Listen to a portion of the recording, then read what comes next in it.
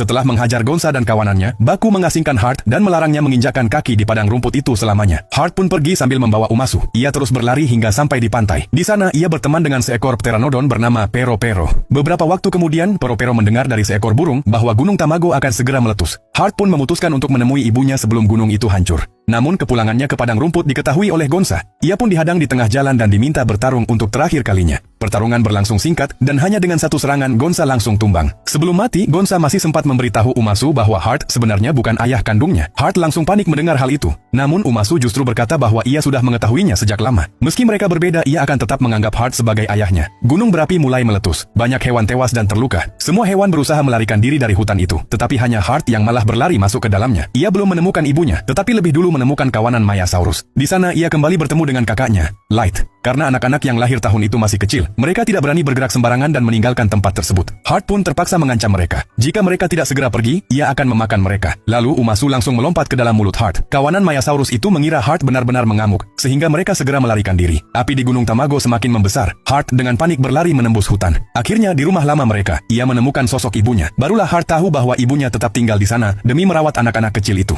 Heart segera membawa ibunya, Umasu, dan adik-adiknya untuk melarikan diri dari Gunung Tamago. Namun saat mereka melewati padang rumput, mereka mendapati Baku sudah menunggu di sana. Sebagai penguasa padang rumput, Baku mengatakan bahwa dirinya datang untuk menjalankan aturan. Namun sebenarnya ia ingin menyerahkan sesuatu yang terakhir kepada Heart. Ternyata Baku adalah ayah kandung Heart. Di masa lalu ia kehilangan telurnya. Melihat kecepatan dan kekuatan serangan Heart, Baku semakin yakin bahwa Heart adalah telur yang dahulu hilang darinya. Gunung berapi terus meletus tanpa henti. Baku tetap tidak berniat membiarkan mereka pergi begitu saja. Ia mulai memperagakan teknik bertarung secara langsung, memaksa Heart menunjukkan kekuatan sejatinya. Sekaligus membuatnya memahami bahwa gigi adalah senjata paling penting dan paling tajam bagi seekor Tyrannosaurus. Akhirnya setelah Heart menggigit leher Baku, Baku memeluk Heart lalu menjatuhkan tubuhnya dengan keras hingga Heart pingsan. Sang ibu segera berlari ke sisi Heart dan memohon kepada Baku agar membiarkan anaknya hidup. Baku tidak melanjutkan serangannya. Setelah mengetahui bahwa ibu dinosaurus itulah yang membesarkan Heart, ia mengucapkan terima kasih dan membiarkan mereka pergi. Tak lama setelah itu Baku tewas akibat luka-luka dari pertarungan tersebut. Gunung Tamago akhirnya tertutup lahar dan kawanan Mayasaurus terpaksa memulai migrasi ke utara lebih awal.